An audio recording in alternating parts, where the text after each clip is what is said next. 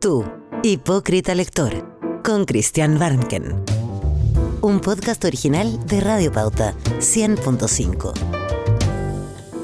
Bienvenido, bienvenida, tú hipócrita lector. Yo soy Christian Barnken, un hipócrita lector como tú. Les recuerdo que este podcast, Tú hipócrita lector, está inspirado, su título, en un poema del poeta francés del siglo XIX, Charles Baudelaire, quien en el poema Al lector, al comienzo de Las Flores del Mal, después de enumerar sus abismos, sus pecados, sus dolores intensos de su psiquismo desgarrado, se da media vuelta y le dice: tú sabes bien todo esto, lector, no te hagas el leso.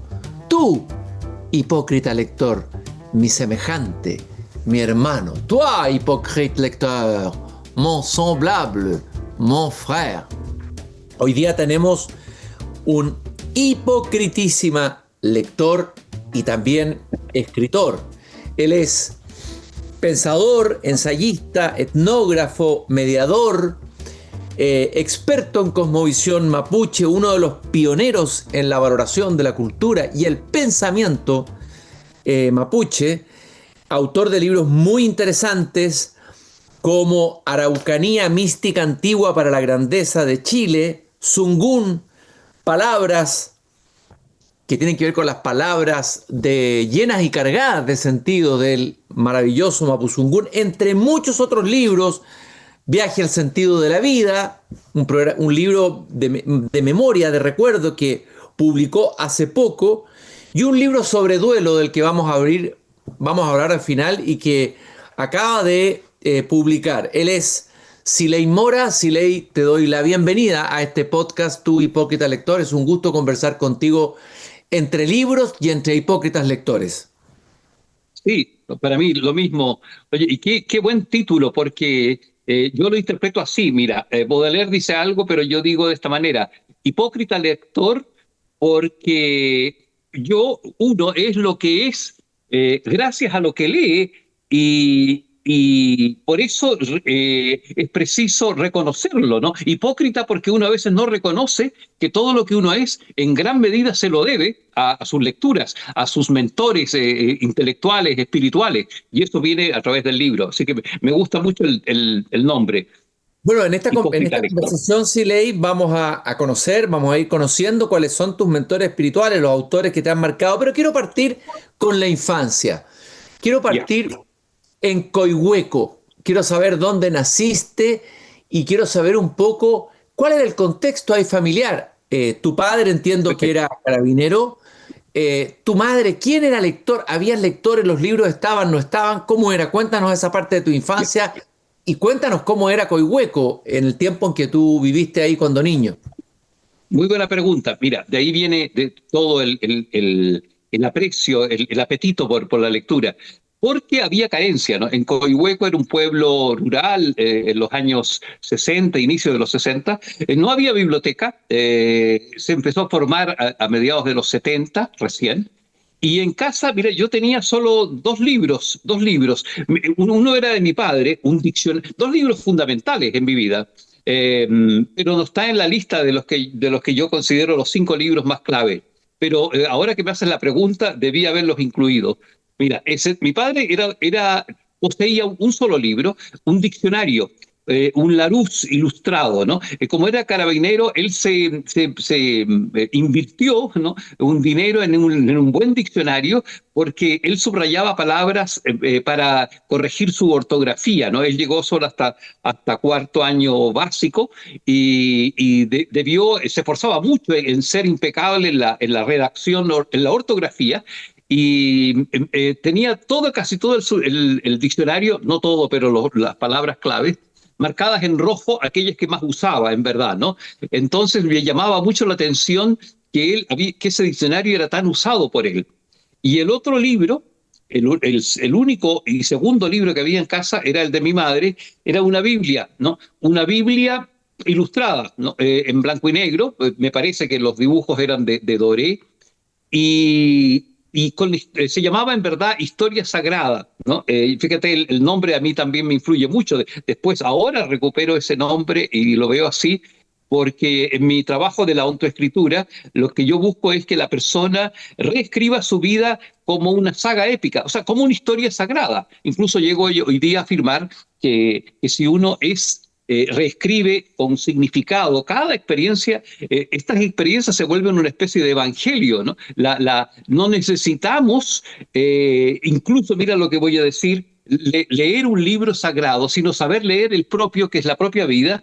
Es sagrado porque allí hay epifanías, ¿no? Hay manifestaciones de lo divino, como ocurrió conmigo con la presencia de estos dos libros. El diccionario, que tanto me sirvió en mi estudio, en la enseñanza básica y media. Yo después, mira, igual que mi padre, cada palabra que yo leía en un libro, cualquiera, yo la anotaba en un cuaderno y me iba después casi de inmediato al diccionario y escribía el significado, tal cual como el Larousse lo indicaba, de esa palabra. Entonces me fui llenando cuadernos con palabras nuevas que iba descubriendo y escribiendo el significado.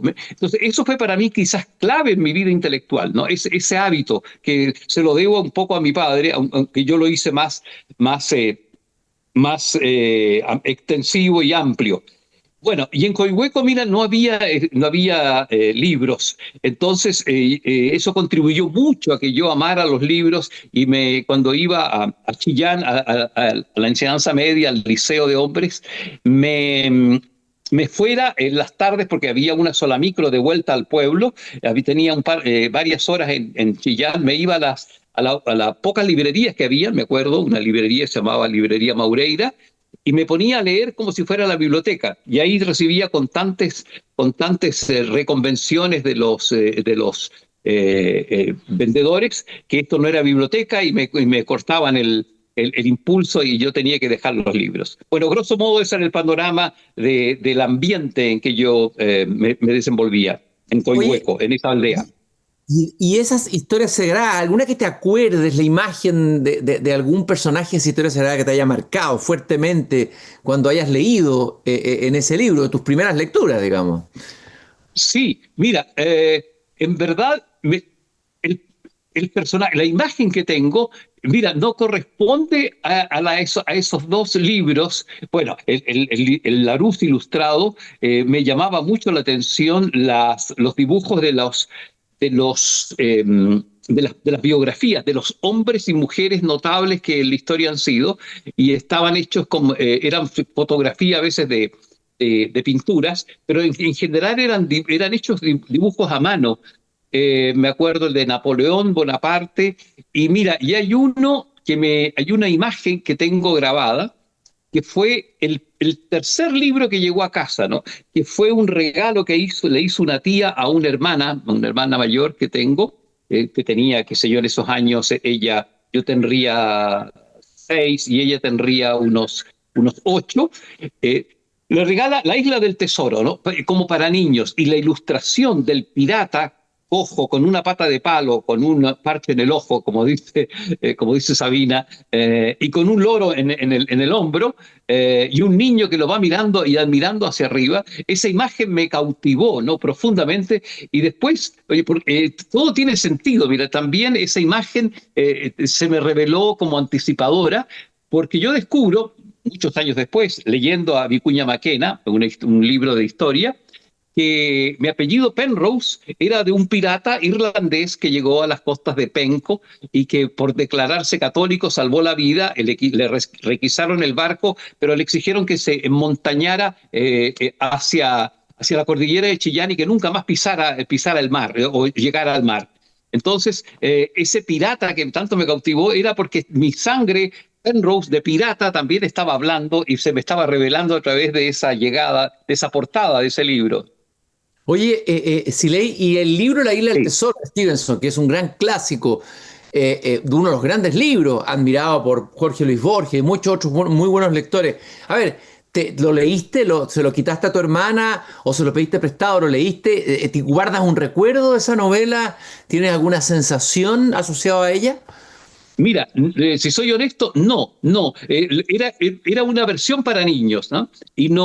Pero sí recuerdo, hay algo así, es verdad, que algo así dice en alguna parte, seguramente Stevenson, que uno debe, cada pirata tiene su tesoro, y que cuesta encontrarlo, es decir, que está, pero está escondido.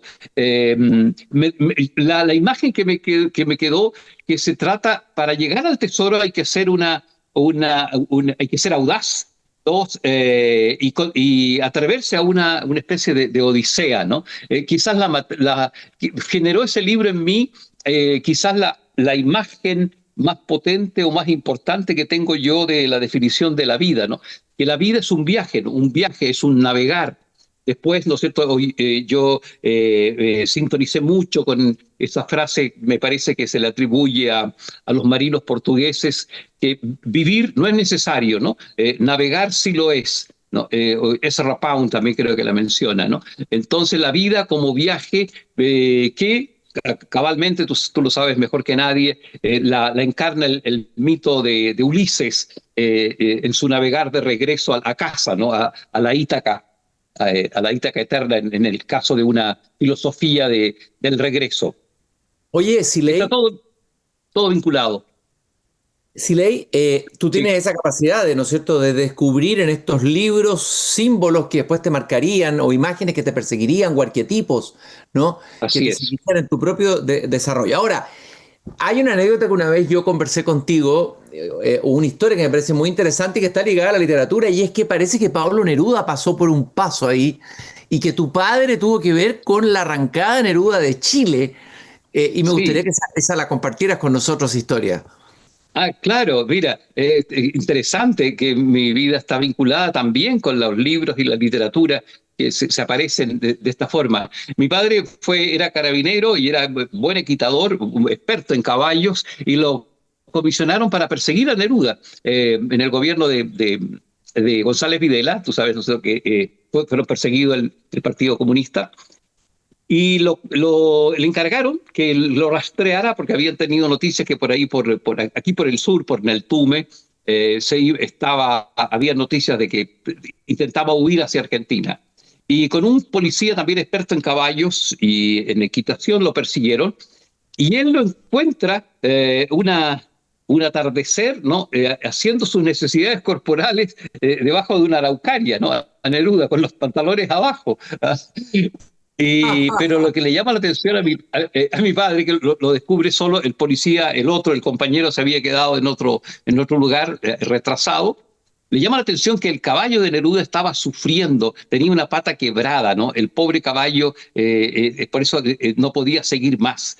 Y mi padre, como amaba a los caballos, pero no amaba a los comunistas, le dijo eso al senador, le dijo, era senador, mire, yo no amo a los comunistas, yo no amo sus ideas, pero amo profundamente los caballos. Yo le propongo un trato. Hagamos como que nunca nos hemos encontrado, yo lo dejo ir, le paso mi caballo, desmontamos, que curiosamente el caballo de mi padre era del mismo color del caballo de Neruda. Hacemos intercambio de caballos, desmontamos, y usted nunca me ha visto, ni yo nunca lo he visto a usted, y nadie va a hablar de esto hasta que los dos estemos muertos, ¿no? Eso fue el trato, se dieron la mano y se despidieron. O sea, mi padre ensilló el caballo, perdón, trajo de tiro, porque estaba cerca el compañero, el caballo herido, ¿no? Y Neruda se fue en el caballo de mi padre.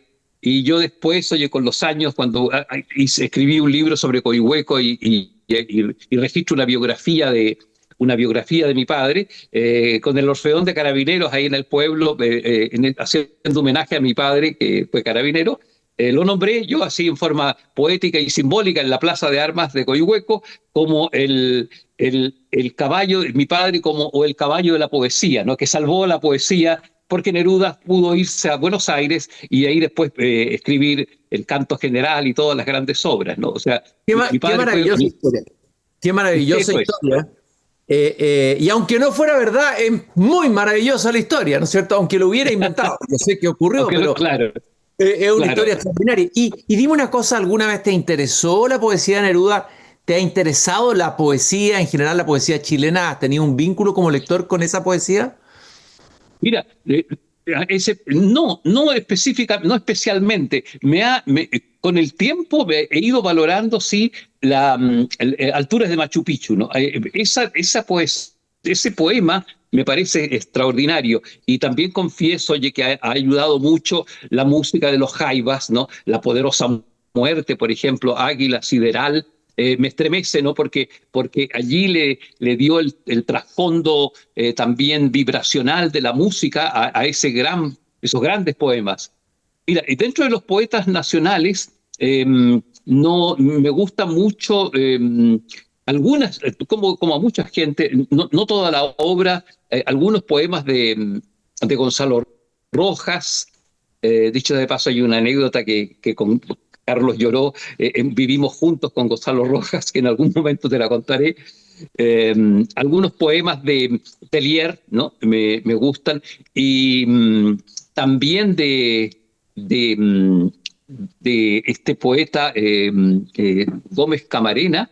Mira, también hay un poema precioso de Juan Guzmán Cruchaga, de ciertos poemas, ¿no? Por ejemplo, ese doy por ganado todo lo vivido, doy por vivido todo lo soñado, ¿no? Comienza así. Claro, ciertos poemas de ciertos poetas, ¿no? Ya, y él tiene otro, Alma, no me digas nada, que para tu voz dormida está mi puerta. Qué maravilla.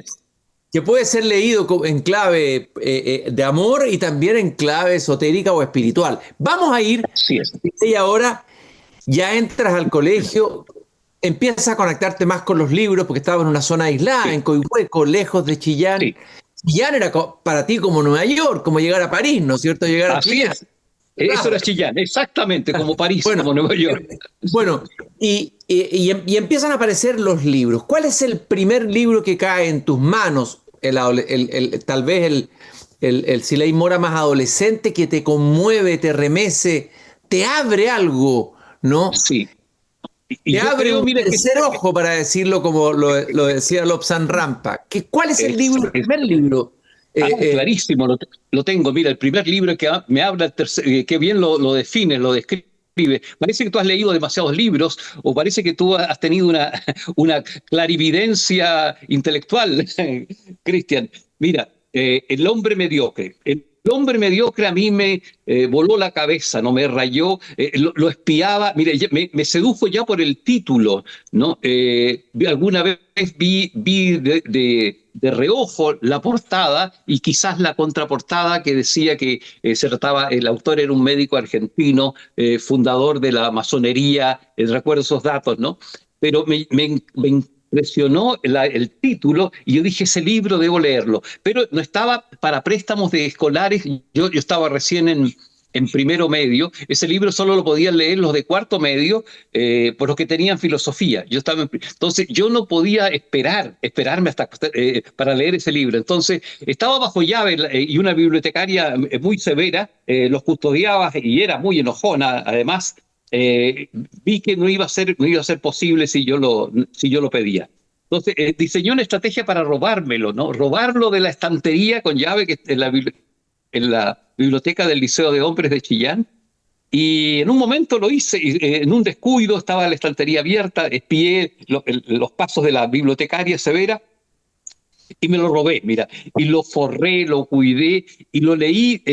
Mira, que curiosamente a mí me bastaba tenerlo, era casi un amuleto, un fetiche ese libro, y me inspiraba, me consolaba. Yo tuve una infancia muy dura con mi padre, ¿no? Mi infancia fue de humillación, de vergüenza, ¿no? Y ese libro me daba impulso, y lo que me comunicó, lo esencial, es que yo no me tenía que creer la historia de que era un niño desvalido y pobre y castigado por su padre, sino que eso era de algún modo una prueba para dejar de ser mediocre, ¿no? Y me enamoró, y en las primeras páginas me las sabía de memoria, ¿no? Por mucho tiempo, ¿no? De José Ingenieros. Ese libro fue fundamental, porque en el fondo fue un libro de filosofía, que después, entonces, la filosofía sería mi gran compañera y mi oficio.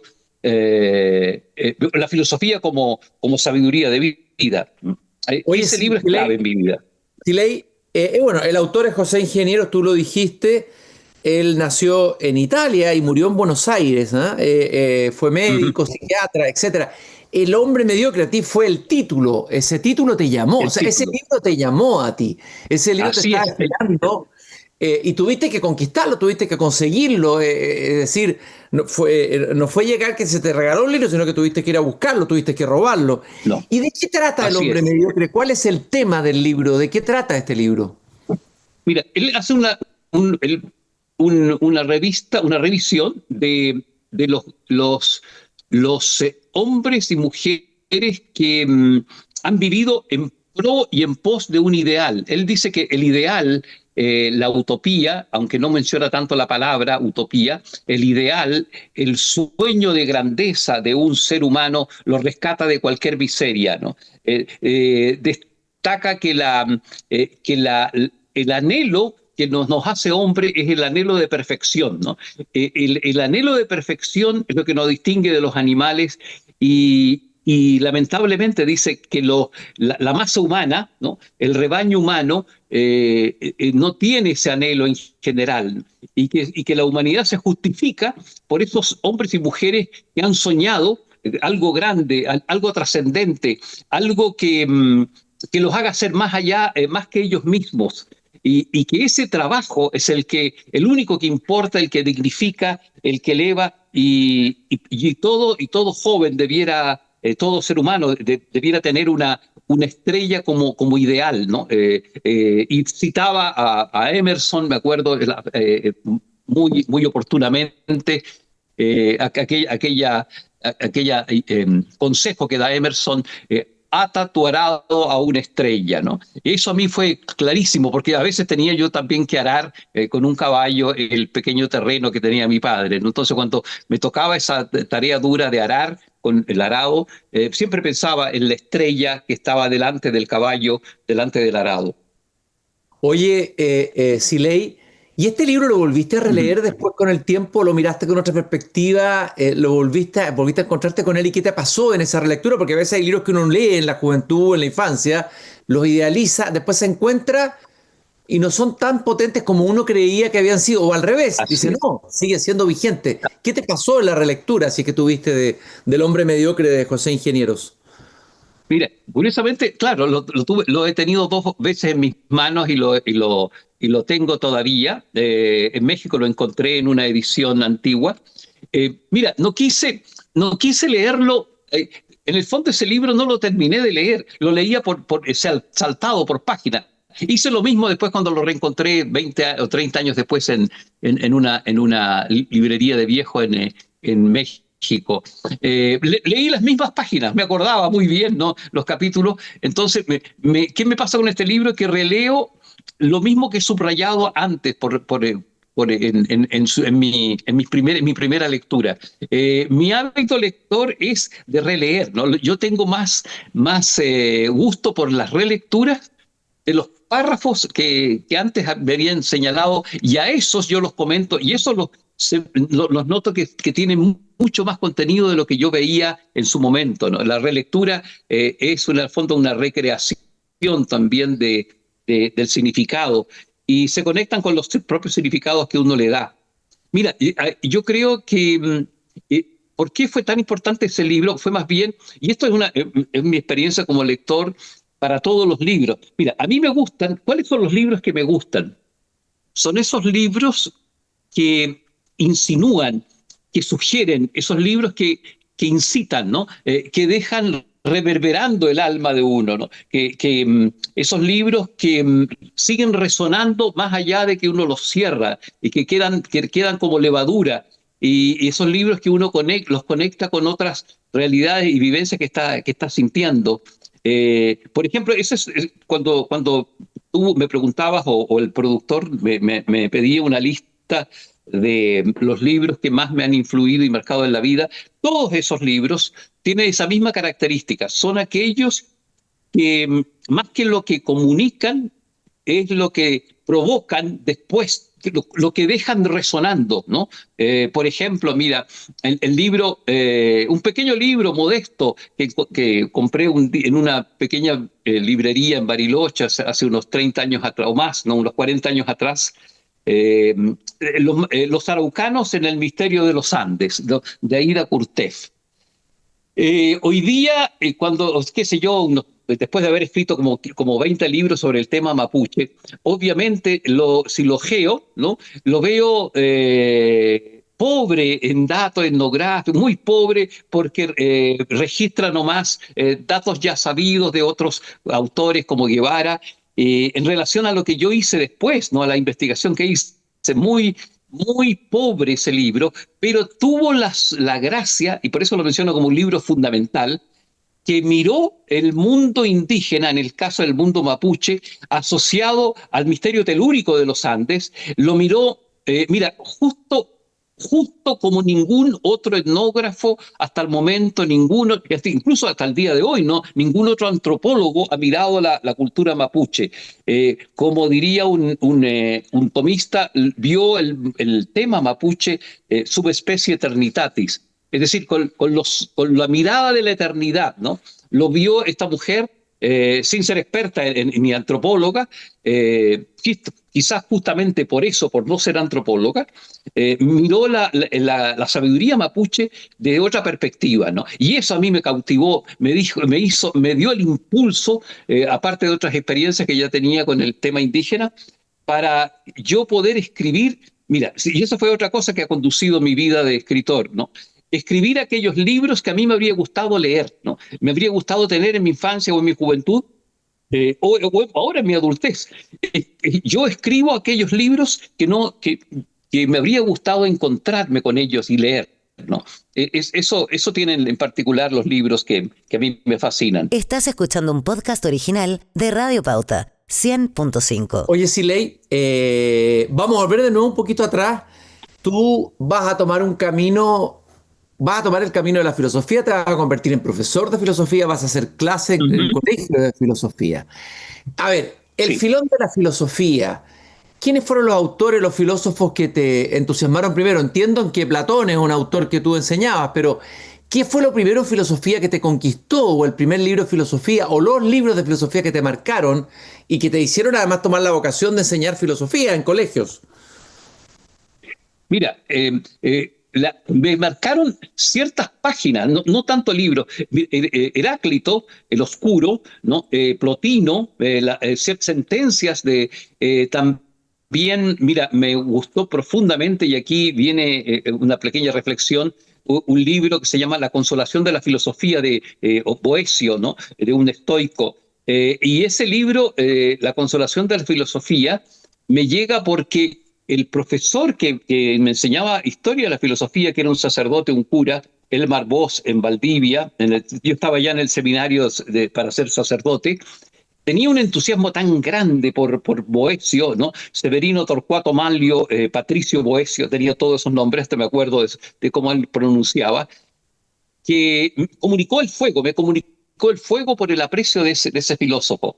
Y mira, en verdad, a mí me llegó el libro que me impacta, que me hace amar la filosofía, es en el fondo no un filósofo de los patriarcas, ¿no? de las madres del pensamiento occidental, sino que me llegó por una mediación. Jean Guiton, ¿no? Un francés que escribió un libro que lo descubrí en el seminario, un pequeño libro que se llamaba Nuevo Arte de Pensar.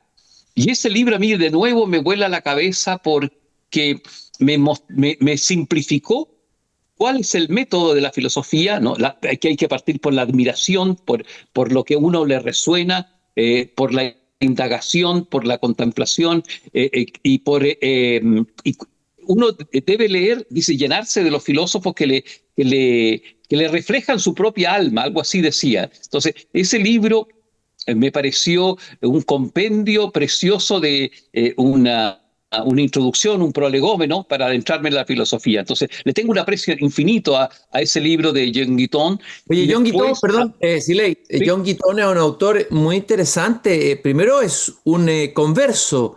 Él era judío de origen, su papá era judío y comunista, anticlerical, anticura, antiiglesia, y él, por un azar, con un amigo en París, fuera de París, entra en una iglesia porque el amigo le pide permiso, voy a ir a rezar, y ahí seguimos el viaje. Y él lo espera, no llega nunca el amigo. Va a buscarlo, dice, pucha, este católico pechoño que me hace esperar acá. Entra a la iglesia y ahí tiene una conversión total, o sea, dice, entré ateo y salí católico, y después él se convertiría en asesor del Papa Juan Pablo del Papa. II. Así es, mira, yo estaba en el seminario cuando leí ese libro, Diálogos con Pablo VI, ¿no? Y fue el único laico, el único no sacerdote invitado al Concilio Vaticano II que convocó Juan XXIII, ¿no? El Papa.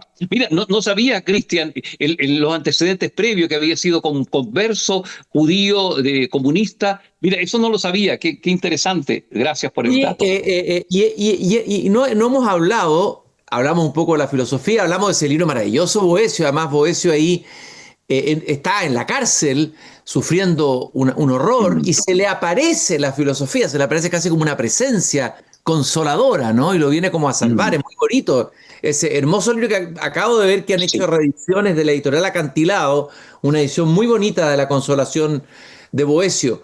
Qué buen dato, qué buen dato.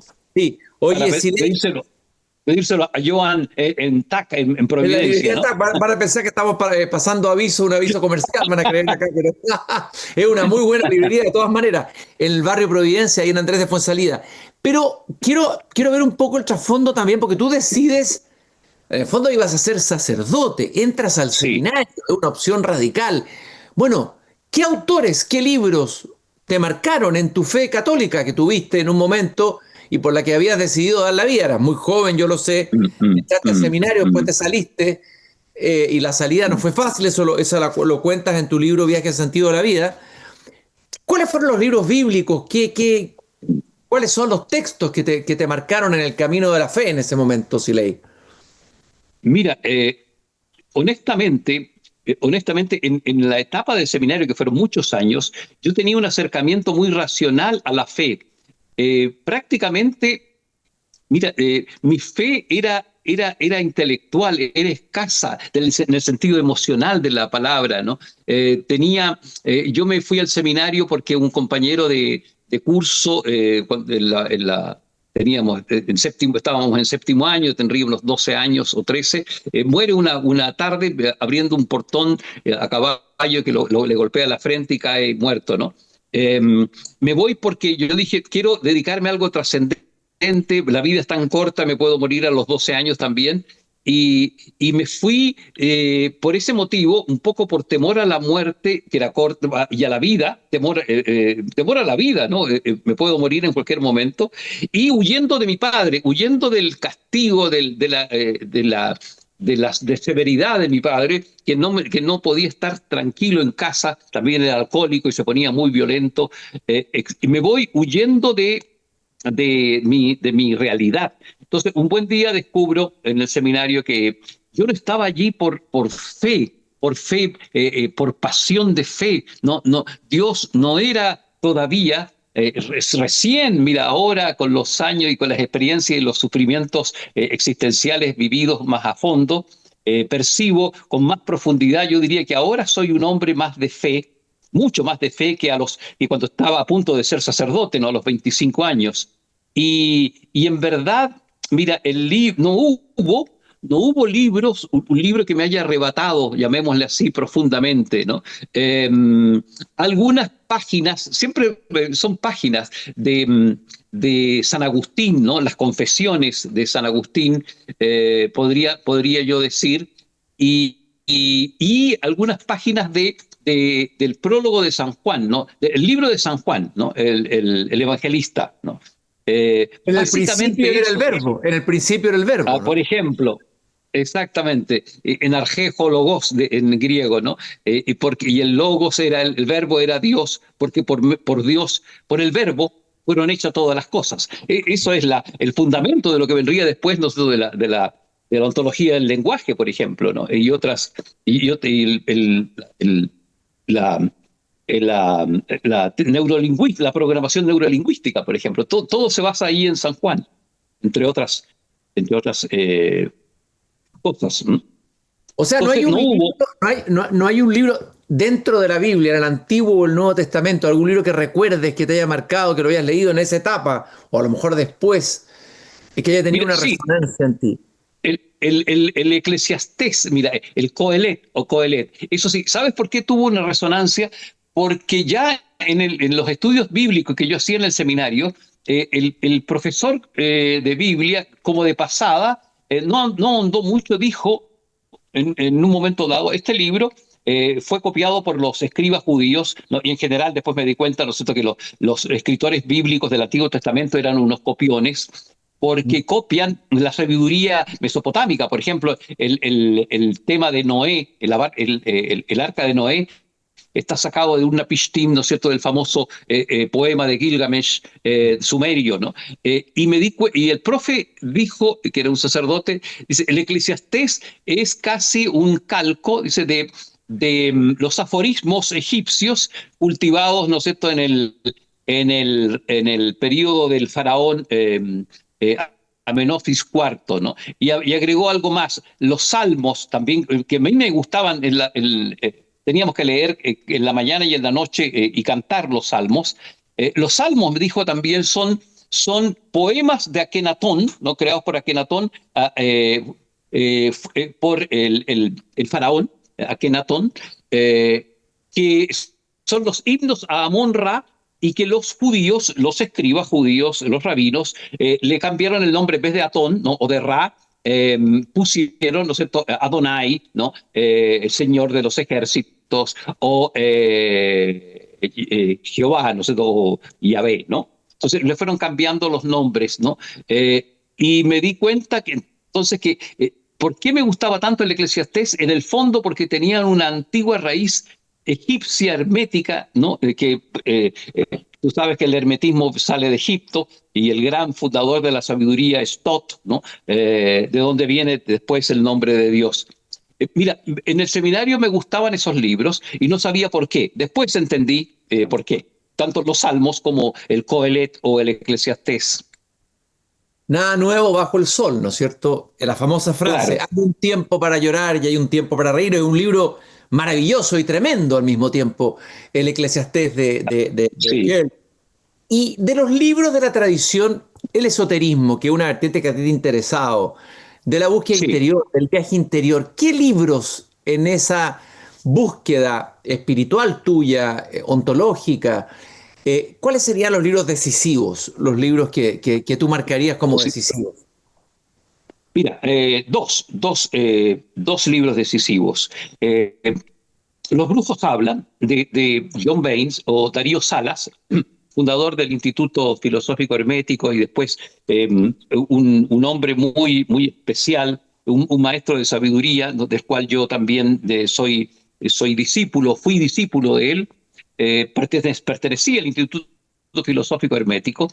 Este libro tiene, mira, una cualidad. Son dos tomos, ¿no? Uno se llama Los brujos hablan y el otro tomo es El hombre estelar.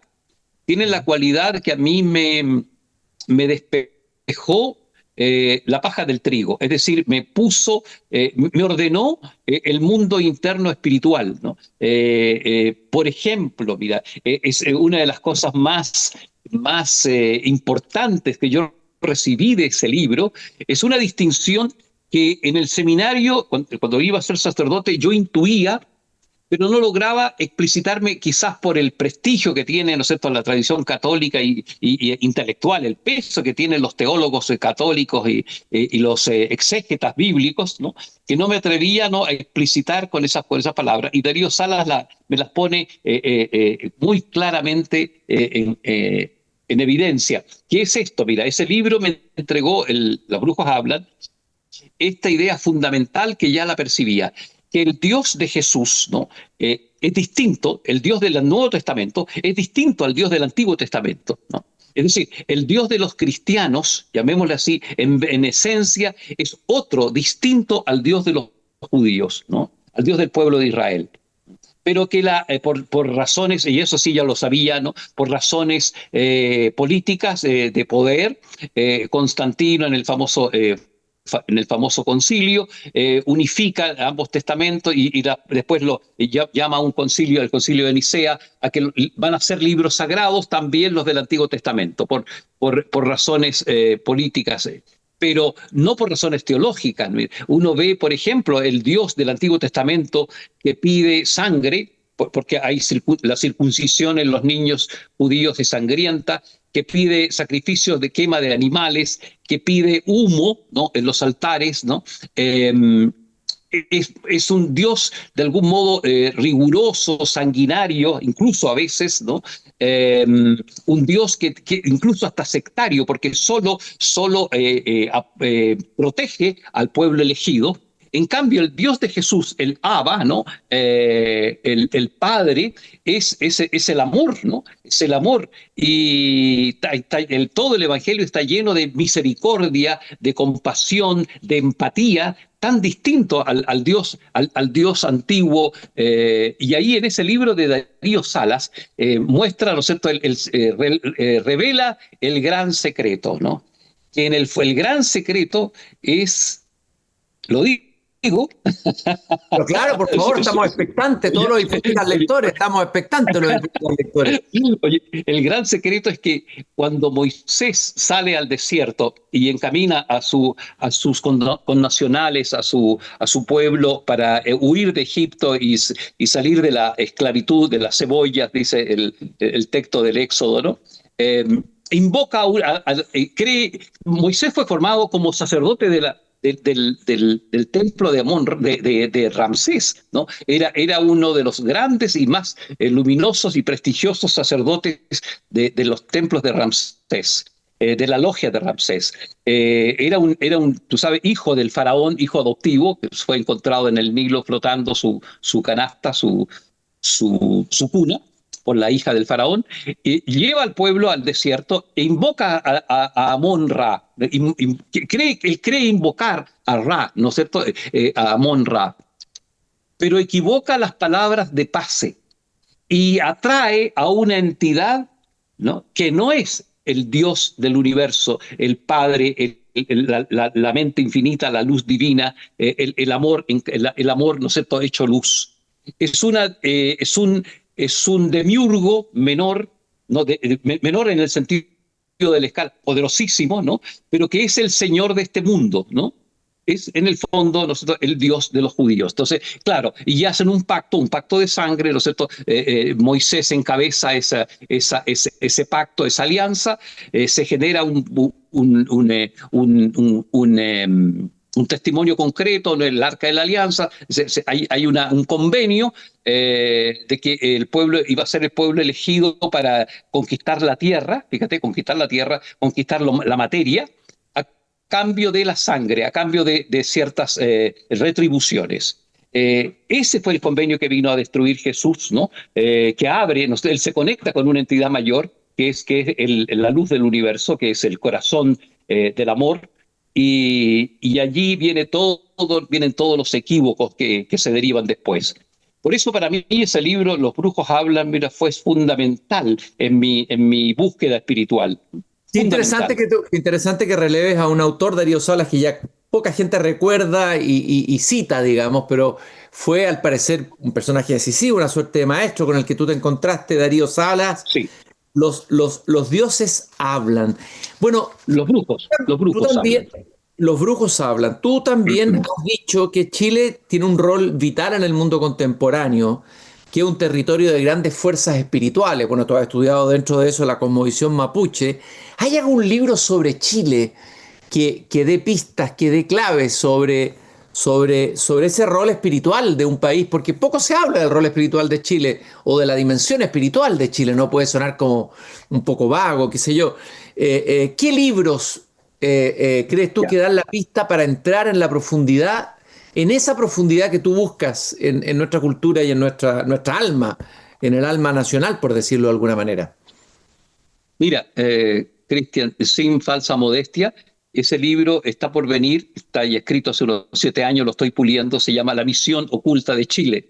Mira, porque fue un compendio de muchas luces que yo he sacado. Pero volviendo a tu pregunta, mira, un libro también que me despertó esto, típico, a mí me gustan los libros insinuantes, que no lo dicen todo, libros que dejan, como dije, resonando temáticas en el alma, ¿no? Uno de sus libros que fue para mí importante leer hace ya muchos años es un libro de Miguel Serrano, ¿no? Ni por mar ni por tierra. Un libro que él escribió también bastante joven, ¿no? Y tiene esa ventaja de que es un libro intuitivo, Él percibe el mensaje telúrico de esta tierra, percibe que no es accidental que un país tan extraño, ¿no? Casi un balcón de piedra que se está cayendo al Pacífico, con una montaña tan alta, con unas nieves tan blancas, con unos ríos tan profundos, una geografía que habla de por sí, que él percibe de que esta tierra es la elegida para el progreso del espíritu, ¿no? Es la tierra de un alma. Él ya empieza a conectarnos en las grandes tradiciones espirituales surgen al pie de las montañas, como fue en el Tíbet y en el Asia y en la India, pero que eso se está agotando y que hay una conexión misteriosa ahora para el nuevo mundo, en el nuevo mundo, ¿no? Entonces, Miguel Serrano, en ese libro Ni por mar ni por tierra, considero que percibe algo, rasgos, intuye que particularmente el sur de Chile, ¿no? Tiene una misión futura, es un reservorio, ¿no? Que contiene que es más allá que que un mero lugar para vivir, ¿no? Más bien es un lugar para iluminarse, ¿no? Y es verdad, mira, nosotros que vivimos, digo nosotros porque tú también vives en el sur, no puede quedar indiferente una persona que contempla un volcán como el Osorno, ¿no? En una mañana de primavera o contempla un lago al atardecer en penumbras, ¿no? No puede quedar indiferente, menos cuando uno visita todavía más al sur y va a lugares como Chaitén, ¿no? Va a lugares como Futaleufú. Es estremecedor, ¿no? Habitar, vivir, sentir el paisaje, ¿no? Entonces, Miguel Serrano hace una especie de reflexión, parte desde conectando el alma humana con el sur de Chile, con el país. También hace alusiones, por ejemplo, de que no es accidental que aquí ocurran tantos terremotos, ¿no? Él dice, por ejemplo, cuando recién ha ocurrido el terremoto de Chillán, el año 39, dice, algo del alma humana está aquí moviéndose, que provocó el terremoto. Y esta idea, aunque parezca extraña, la encuentro yo desarrollada después la concepción, en el mundo mapuche, ¿no? Que los terremotos, por ejemplo, y los maremotos tienen que ver con desórdenes del alma humana, pasiones, ¿no? En fin, que no es accidente. O sea, esta tierra tiene también lo intuyó Gabriela Mistral, ¿no? No es un libro, pero tiene ciertas frases, Gabriela Mistral, muy de pitoniza respecto al país. En fin, todo esto lo registro y ahí podríamos hablar horas de esto, Cristian, en el libro que estoy terminando de preparar, que se va a llamar, ya está listo hace mucho tiempo, pero que ahora lo pulo simplemente, La misión oculta de Chile. Muy interesante, muy sugerente el título. Ahora, no podemos dejar de decir que el gran libro, o uno de los grandes libros para ti, no fue un libro impreso, fue una persona, fue una vidente mapuche de nombre Seferina. Ese fue uno de tus grandes libros con los que te encontraste. Brevemente cuéntanos de ella y qué libro es ese tan importante en tu vida.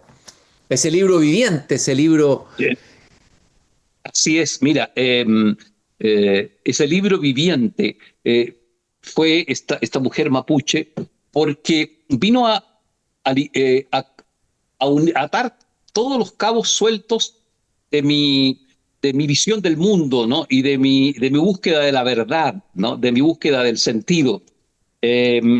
A todos los cabos sueltos y aquí, por supuesto, y este quizás es el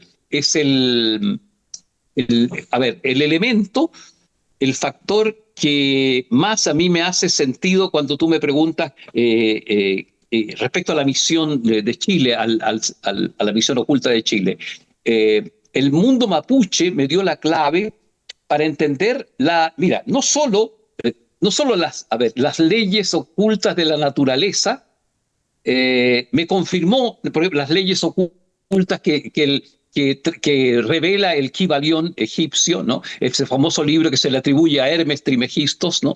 Que son las 7 leyes de la naturaleza toda, y me dijo también, me entregó también profundidades que me hace que luego de asumirlas, yo me dije a mí mismo, si esto no es lo más importante que un hombre, que una persona debe conocer y vivir en este mundo, entonces, ¿qué es lo que es? Me mostró por qué habíamos nacido humanos aquí, la tarea de lo humano en la Tierra. Me mostró el trabajo que es preciso hacer y que esto en el fondo, mira, yo sentí que Chile y su mestizaje, a causa de su mestizaje, a causa de su raíz mapuche, que es en el fondo su raíz telúrica, su raíz ancestral, escondió una noticia que hoy día debía mostrarse y que me la empezó a revelar esta mujer, Seferina Guayquifil. Dicho sea de paso, mira, Seferina viene nomás a confirmarme algo que también ya intuía en la cultura mapuche, jesuitas como el padre Molina, ¿no? El abate Molina, que él decía cuando escribía en fines del 1700 en Nápoles, me parece, en Italia, desterrado de su tierra chilena, decía, y confirmado después por otro jesuita, que también estaba en esa misma época acá, Bernardo Abestad, decía, la cultura araucana, se hablaba así antes de los araucanos, la cultura araucana parece mostrar restos de un gran naufragio cultural, de un gran naufragio espiritual. Las palabras dejan ver, algo así escribían ambos, ¿no? Dejan ver, trasuntar que antes hubo una sabiduría enorme en esta tierra. Porque, por ejemplo, decía, es muy curioso que los mantras sagrados que los indígenas emiten en sus reuniones, en sus guillatunes, en sus asambleas rituales, sea la misma palabra que los chinos y los tibetanos no hacen para conjurar las fuerzas del universo. Y mencionan, ¿no es cierto?, la palabra Om, Aum, Om, ¿no? Menciona esa palabra que le llama tanto la atención al abate Molina y a Bernardo Abestad, ¿no? Menciona eso, por ejemplo. Y Seferina, ese libro viviente, como tú también lo describes, me dijo quizás dentro, y esto lo hemos hablado otras veces, me entrega un buen día la clave de todo, ¿no? La clave de todo, que es cuando se lo dice a unos misioneros que le invitan a inaugurar una iglesia, un templo, ella les agradece, y yo estaba presente cuando les agradece, y le dice, no voy a ir a la inauguración de su iglesia, porque para nosotros los antiguos mapuches, ¿no?, la iglesia es el inche, la iglesia es el yo, ¿no? Dice, y agrega, ¿no es cierto?, es el yo superior, ¿no? El inche, y hizo una inflexión en la i, inche. Y dice, porque el que mantiene, el que está despierto, el que practica el Chepelay Misuam, el que tiene la mente, el inche despierto, ese no necesita ninguna religión, ¿no? Ninguna religión. Y yo después conecté, ¿no?, por ese mismo tiempo conecté que el grito de guerra que tenían los antiguos mapuche, registrado por un cronista, por Jerónimo de Vivar, era muy, a ver, era todo un grito que es una premisa esotérica que ya se lo hubiera querido, qué sé yo, una Madame Blavatsky u otros grandes iniciados del esoterismo, ¿no? Decía Jerónimo de Vivar, a finales del 1500, decía que los mocetones, los guerreros, antes de morir y entrar en combate contra los españoles, gritaban a pulmón fuerte, Inche Caiche, ¿no? Y claro, Inche Caiche reflexionando y buscando etimología de la palabra, significa, heme aquí yo, el hombre que permanece dentro de mí todavía, ¿no? Fíjese, más o menos así se podría traducir esa expresión tan difícil de traducir. Heme aquí yo, el hombre que permanece dentro de mí todavía. Entonces, ¿qué me importa morir, no? Me entrego a la muerte. Entonces, a mí me impactó porque yo también había leído que los antiguos guerreros griegos, por ejemplo, el menos griego era la cólera sagrada para empujar el combate, ¿no? y exorcizar el miedo, o los antiguos germanos o vikingos, antes de morir y lanzarse al combate, se asociaban con un grito animal, ¿no? Con el grito del lobo, ¿no? O de una bestia carnicera, ¿no? Como el oso, ¿no? Entonces, que los mapuche antiguos, antes de morir, no se asociaran a la fuerza animal para exorcizar el miedo, sino a una clarividencia lúcida y decir, pinche, caiche, heme aquí yo, el hombre que permanece en mí todavía, ¿no? Eso a mí me impactó. Entonces, todo esto conecté yo cuando escuché Seferina decir eso a esos misioneros, ¿no? Muy interesante, muy interesante y muy potente esta idea de que el yo es el templo. Lamentablemente nos van quedando muy pocos minutos, quedaron muchos temas por conversar, muchos libros que recorrer contigo. Entiendo que una de tus novelas favoritas, no hemos hablado de tus novelas, es la novela Stoner, que es una maravillosa novela de John Williams. Brevemente, muy brevemente, ¿por qué esta novela te importa tanto? Es una novela que fue escrita en 1965, una de las novelas más conmovedoras que se han escrito en Estados Unidos en el siglo XX, que cuenta la historia de un hombre, a lo mejor tiene un origen ahí común, una historia parecida contigo, ¿no? De que nace en una familia pobre de agricultores del Missouri, ¿no? A finales del siglo XIX, y este joven va a estudiar agronomía a la Universidad Estatal, y ahí se produce un vuelco en su vida cuando descubre su amor por la literatura inglesa. Ese es el argumento muy central de Stoner. ¿Por qué te tocó a ti esa novela, Siley? Muy brevemente, en poquitos minutos, sí, por favor. Gran pregunta, mira, por una sola razón, porque para mí ejemplifica perfectamente, magníficamente, lo que yo busco en mi metodología con la autoescritura. Que una vida ordinaria, común, una vida incluso hasta gris de un académico como este caso, ¿no? Que primero quiso ser, que iba a ser agricultor, él cambia en un momento dado su vida. Una vida ordinaria puede volverse un destino extraordinario, ¿no? Todo depende de cómo tú narres, cómo relates tu vida, ¿no? A mí me maravilló, ¿no? Dicho sea de paso, a mí no me gustan las novelas, me gustan más bien los ensayos, la filosofía y me gustan las biografías. Leo muy poca novela, entonces a mí esa novela me cayó un día porque me fascinó, ¿no? Al día de hoy me cautiva profundamente, porque en el fondo, mira, Cristian, no existen vidas pequeñas o insignificantes, solo existen relatos empequeñecedores. Y es lo que yo enseño en la autoescritura, ¿no? A cómo transformar tu historia oficial gris y quizás mediocre, el hombre mediocre que está detrás, ¿no? En una saga épica, ¿no? Y todo ser humano tiene elementos para contarse y narrarse la vida en clave de saga épica. Y John Williams con esa novela lo demuestra. Por eso es extraordinaria esa novela, extraordinaria. Y por último, no podemos dejar de hablar de tu último libro que estás a punto de lanzar, lo vas a lanzar en el sur de Chile, Viaje al fondo de un corazón en duelo, una bitácora emocional, tú la defines así, escrita en carne viva, que tiene que ver con el fallecimiento de tu mujer y tu testimonio sobre eso. Me imagino lo difícil que es escribir un libro de duelo, ¿no? Como dice Enrique Lin, nada tiene que ver el dolor con el dolor, nada tiene que ver la desesperación con la desesperación. Las palabras que usamos están viciadas, no hay nombres en la zona muda. Entrar en el dolor es entrar en la zona muda. Brevemente, ¿cómo pudiste escribir el libro? ¿Cómo lograste llevarlo a cabo, terminarlo en medio de ese dolor tan grande? ¿Y qué significa haber hecho este viaje al fondo del corazón de un duelo, Siley?